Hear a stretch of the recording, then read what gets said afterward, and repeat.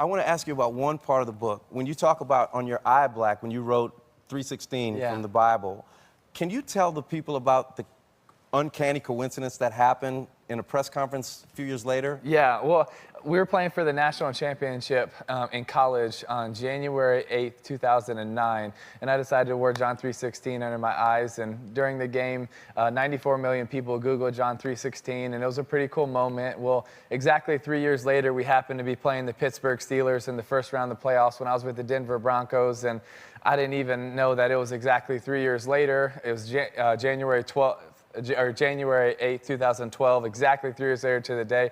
I just went out there and tried to do whatever I could to win a playoff game. And afterwards, I'm going into the press conference because I love talking to the media.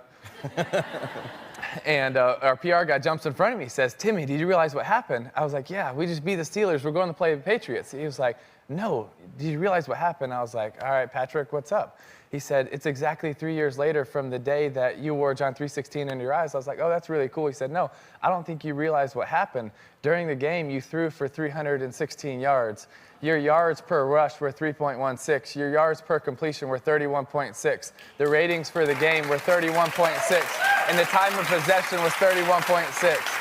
And during the game, 90 million people had already Googled John 3:16, and it was the #1 trending thing on Facebook and Twitter. And a lot of people will say, it's coincidence. I say, big God.